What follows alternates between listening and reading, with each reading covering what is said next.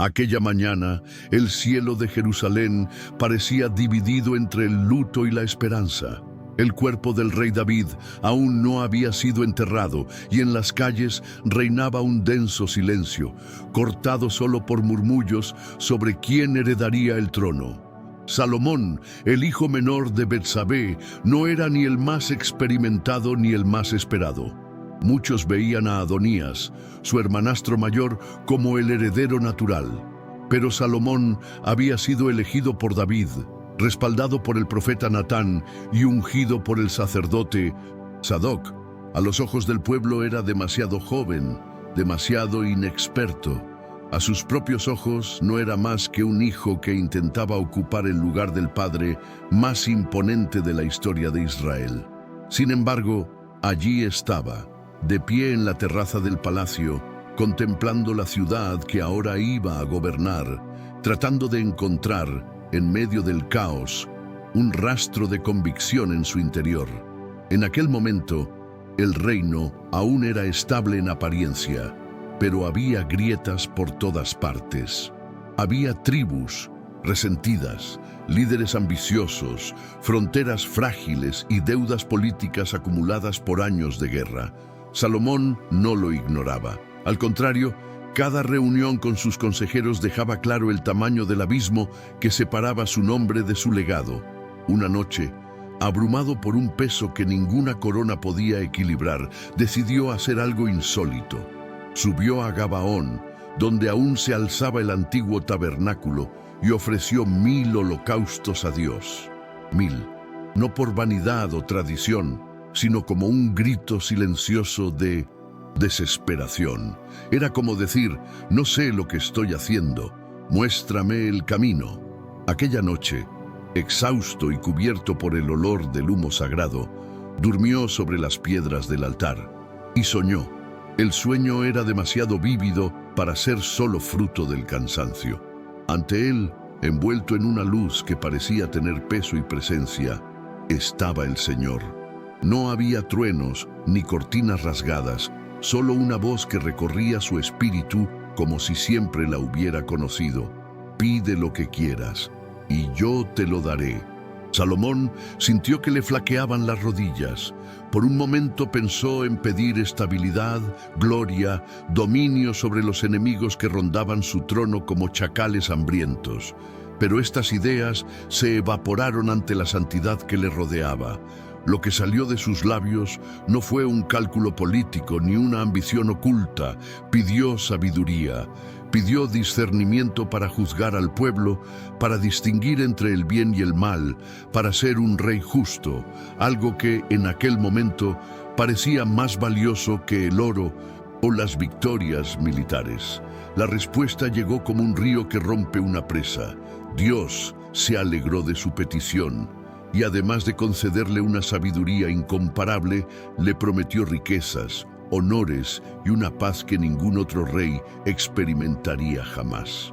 Salomón se despertó con el rostro húmedo, el corazón silencioso y una extraña certeza de que todo cambiaría a partir de entonces. Los primeros meses de su reinado estuvieron marcados por un meticuloso cuidado. Cada decisión era tomada con temor, cada juicio estaba atravesado por un sentido de la responsabilidad que parecía mayor que él mismo. Pero fue el famoso caso de las 2 mujeres que se disputaban la maternidad de un bebé lo que selló su reputación a los ojos del pueblo. La forma en que propuso partir al niño por la mitad, solo para revelar el verdadero corazón de la madre, corrió como la pólvora por el campo y los pueblos. Incluso los más escépticos empezaron a murmurar: este no es un rey cualquiera. Su nombre llegó a ser temido en cortes extranjeras y venerado en las plazas locales. Construyó alianzas, reforzó el ejército y comenzó la obra que su padre no había podido terminar: la construcción del templo del Señor en Jerusalén. Pero tras los ojos vigilantes y la sonrisa serena, el joven rey sabía que la sabiduría era tanto una carga como un don, pues cuanto más veía, más difícil le resultaba ignorar la corrupción silenciosa que ya se movía entre los muros del palacio. Con el paso de los años, Jerusalén se convirtió en algo que nadie había soñado. El templo construido por Salomón era de una belleza tan precisa que parecía tallado por el mismo cielo. Las piedras encajaban entre sí como si estuvieran vivas, y el interior, forrado de oro, reflejaba la luz de las lámparas como un atardecer eterno. El palacio real también creció y con él la corte se llenó de figuras exóticas, embajadores, músicos, artesanos de tierras lejanas. La reina de Saba llegó en una caravana que parecía más bien un desfile de reyes. Camellos cubiertos de púrpura, soldados con lanzas talladas, esclavos portando bálsamos y piedras preciosas. Pero nada, ni siquiera su realeza, sobrevivió indemne a la inteligencia de Salomón. Quedó hipnotizada por sus respuestas. El orden de los sirvientes, los platos de la mesa e incluso la forma en que se colocaban los guardias. Antes de marcharse, confesó: «Lo que he oído de ti no es ni la mitad de bueno de lo que he visto con mis propios ojos». El rey sonrió, pero ya empezaba a aflorar en su interior una silenciosa inquietud, como si aquella admiración constante le estuviera alejando poco a poco de la sencillez con la que todo empezó. Poco a poco, la sabiduría que le unía a Dios pasó a ser utilizada para estrategias y alianzas. Salomón no supo exactamente cuándo dejó de consultar al Señor antes de cada decisión. Tal vez fue cuando se casó con Naamá, una amonita, sellando un tratado con sus antiguos enemigos, o cuando tomó para sí a una princesa moabita de ojos oscuros y voz hipnótica, cuya lengua aún estaba aprendiendo. Uno tras otro, sus matrimonios se convirtieron en moneda de cambio, y sus esposas en vías diplomáticas para asegurar la paz y la expansión. Antes de que se diera cuenta, ya tenía 700 esposas y 300 concubinas, 1000 voces, 1000 creencias, 1000 dioses extranjeros viviendo bajo el mismo techo. Salomón se resistió al principio, pero el amor tiene maneras sutiles de doblegar la conciencia, y así, poco a poco, empezó a permitir pequeños altares en las colinas, nada ostentoso, lo suficiente para complacer a sus esposas, lo suficiente para mantener la apariencia de un rey tolerante. Pero en ese gesto, algo se rompió, no a los ojos del pueblo, sino a los ojos del Dios que le había dado todo. En ese contexto, apareció el profeta Ahías, un anciano de andar tembloroso, pero con unos ojos que parecían atravesar el alma. No se presentó ante el trono, ni envió cartas formales. En su lugar, tomó un camino extraño. Se encontró con Jeroboam, un hombre del pueblo, un siervo de la casa de Salomón, y rompió una túnica nueva en 12 pedazos delante de él. Le entregó 10, diciendo: «Así dice el Señor, Dios de Israel, he aquí que yo arrancaré el reino de la mano de Salomón y te daré 10 tribus».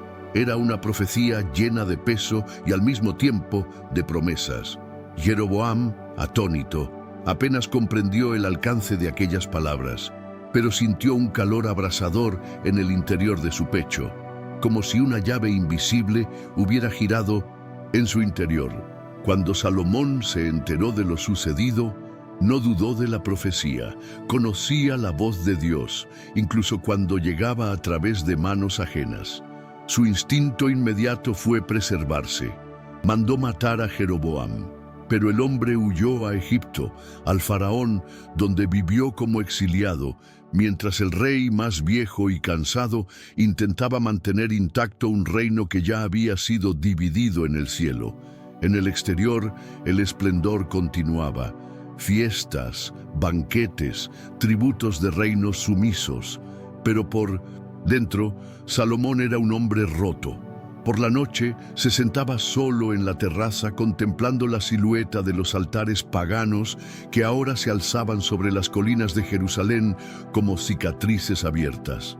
Recordaba el sueño de Gabaón, el altar en llamas, la voz que una vez había resonado en su interior, y todo parecía tan lejano como el eco de un trueno tras una tormenta. La sabiduría que tanto había pedido ahora le atormentaba.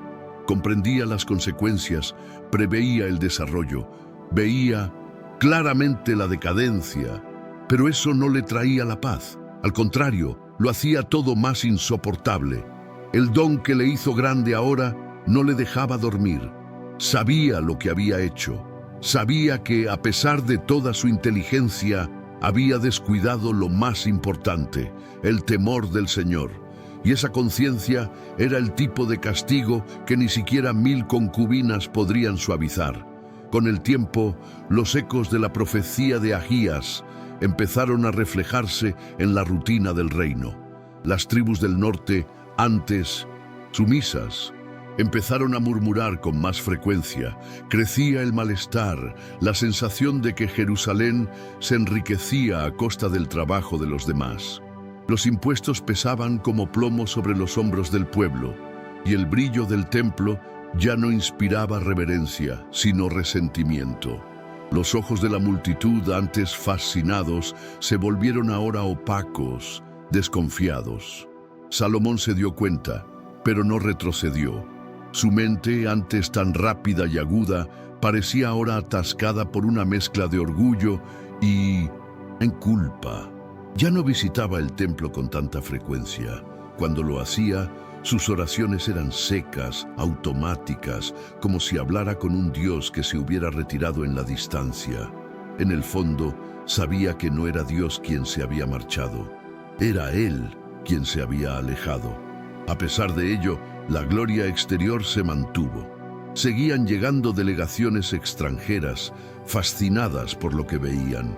El palacio era una ciudad dentro de otra ciudad, con jardines colgantes, columnas de mármol importado y salones donde ardía incienso día y noche. Pero Salomón ya no participaba con placer de estos momentos. Caminaba recluido, arrastrando los pies, con los ojos hundidos y las manos inquietas.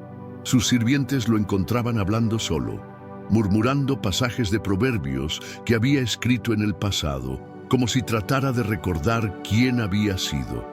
A veces se detenía ante espejos de bronce pulido y preguntaba en voz baja: ¿dónde me he perdido? Aquello no era locura, era lucidez. El tipo de lucidez que solo tienen quienes saben exactamente lo que han abandonado. Sus consejeros más cercanos dijeron que solo estaba cansado, que era la edad, pero la verdad era que Salomón no era viejo, estaba vacío. Una noche calurosa, cuando los vientos parecían haber abandonado Jerusalén, Salomón bajó tranquilamente al viejo patio donde, años atrás, había rezado al Señor pidiendo sabiduría. El altar seguía allí, aunque cubierto de polvo y silencio. El rey se acercó lentamente, como quien visita una tumba. Tocó la piedra con la punta de los dedos y sintió su textura áspera y familiar. Por un momento, sus ojos se cerraron y susurró: recuerdo. No era una oración, era un arrebato. Su voz salió débil, como si hablara desde un pozo. Intentó rezar, pero las palabras ya no le salían con facilidad. Solo le quedaba el peso de la conciencia, como si se enfrentara a un amigo perdido para siempre. Lloró allí, solo, sin testigos, sin gloria. La ciudad dormía mientras el rey más sabio del mundo arrodillaba sin fuerzas, aplastado por su propio entendimiento. En ese instante supo que había cruzado una línea de la que no había vuelta atrás, ni con coronas, ni con oro, ni con bellos discursos. Se había convertido en el más grande y al mismo tiempo en el más trágico de los hombres.